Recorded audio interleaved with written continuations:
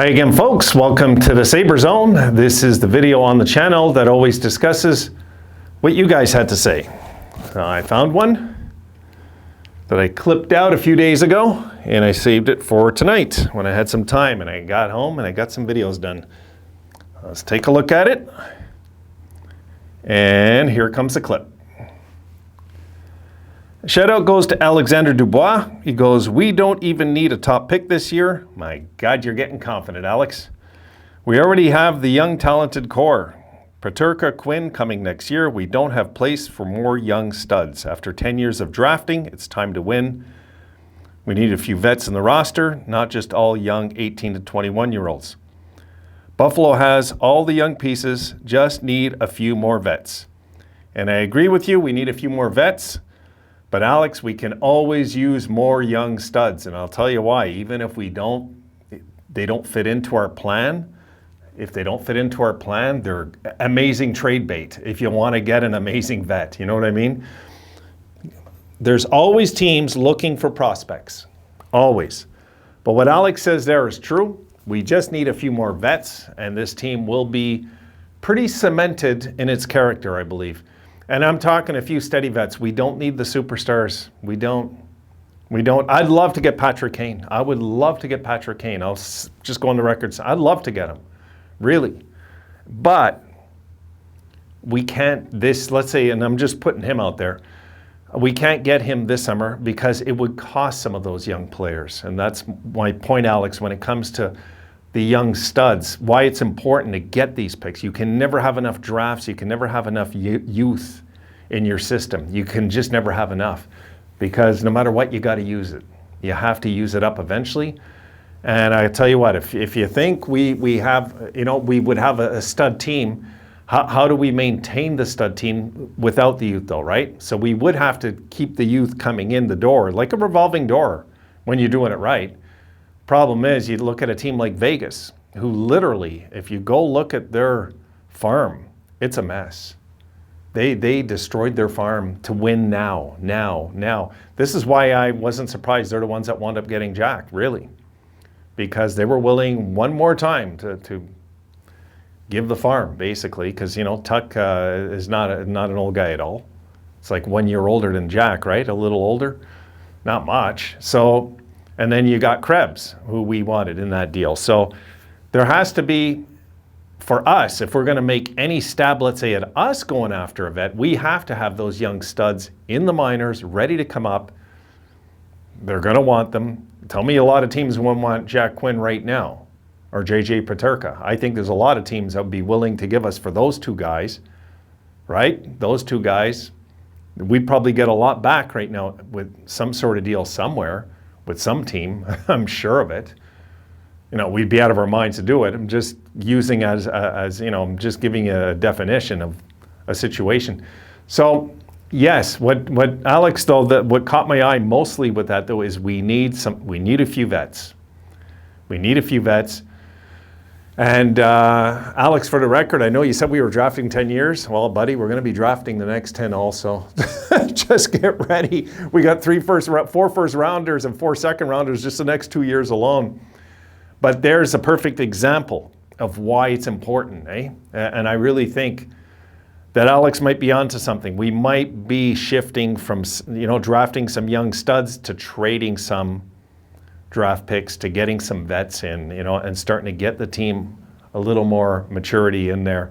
Last thing I want to see the bunch do, Alex, honestly, is go after a guy like Peter Angelo and pay him $9 million.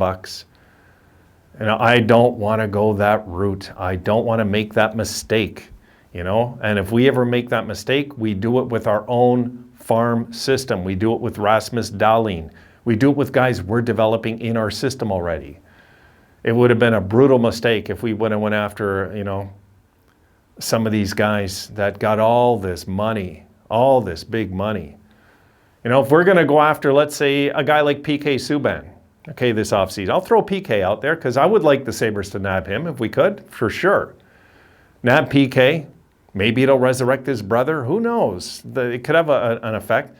But I think with PK, he'll be cheap. He'll come cheap.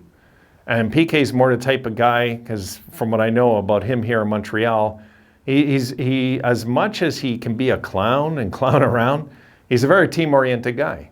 And he would be more than happy, I think, on a team like ours with these youngsters being one of the leaders on the team. And PK fits right into this day and age of hockey. He does. You know, he still can play offensive, you know, but how much would he cost?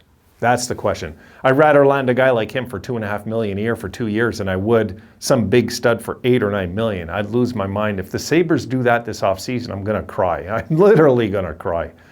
Like, no, we can't. I think we should cap like what we're going to spend on the signings of our team, which I think they did last year, and I think we're going to do it again this year. And like that video I just did, I'm looking at it again, you know, some of the numbers.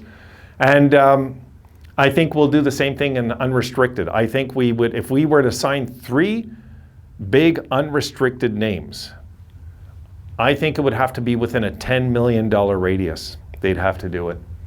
It wouldn't be like all this space and we're going to use it all. No, as you just seen when I was talking about the numbers, we got to be careful. We got to plan for the future with that money in 2 years down the line.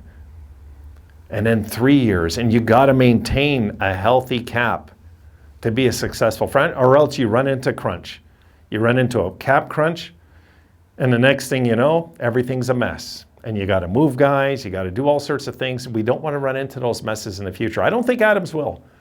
He seems like a very logical guy, very logical.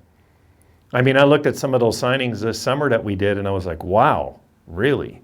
You know, Dahlin was a little overpaid at first. I understood he was, but at the same time, it's Dahlin. It's Rasmus Dahlin.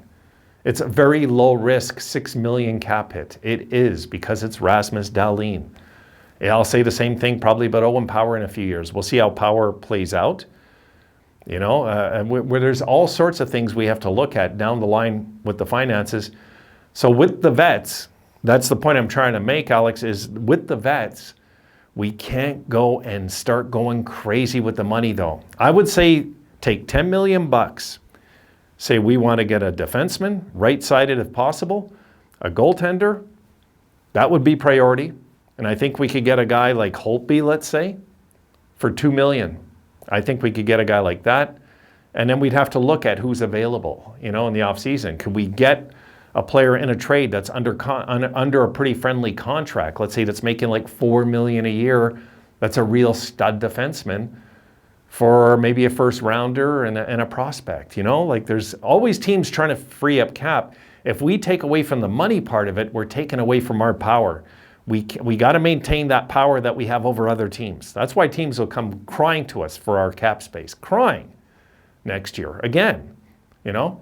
There's going to be teams. So we've got to look at all this. We got to look at this logically too. So I would figure, like you're saying, let's say we get some vets. We get a forward, a defenseman, a goalie. I would put it from the back up, the priority. That's always how I like to see a team built. You built from the goalie up, which we haven't done yet. Let's be patient with that. We got studs in the minors. We just need a veteran goalie that can come in there, preferably a guy with a Stanley Cup ring like Holtby would be kind of a good fit. Good price, Stanley Cup goalie. Big, capable, you know, he's still very capable. I'd be okay getting him. So that's just one of those names that I'm thinking of. And then we would go for like a veteran blue liner. A guy like PK would come cheap. There's one idea, just one idea I'm throwing out there. But PK doesn't really play defensive. He plays the offensive system game.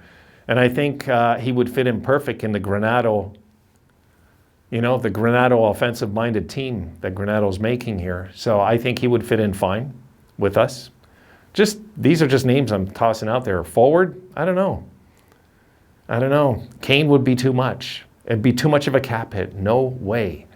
I don't want to bring a $10 million guy in. No, thanks. No, especially in his 30s. He's beyond his prime. He still has a few good years left, but he's past his prime, no matter what. So yeah, I'd like to get him in for a few years, but at what cost? $10 million? No thanks. No.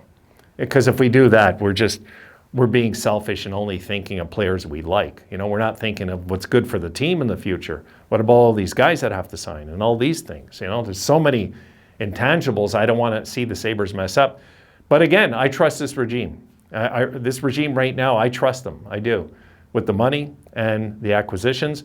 And I think you're spot on, Alex. I honestly think they're going to go after some vets this offseason. I'd be very surprised if they don't. Very surprised. Because we do need to get some veterans in there, guys who have been in the finals, like a PK, like there's a bunch that'll be available and at good cost, good prices. They're not going to be that expensive. So I believe PK's contract's up. That's why I'm throwing Subban's name out there. I'm pretty sure his contract is up this year. And Holtby would be another one. Just two ideas right there. And we probably could get those two guys for $5 million into this lineup, and it would help. Getting vets like that, it would help, All right, guys, that's it for this one. And if I don't see you in the next one, I will see you tomorrow. Have a good one.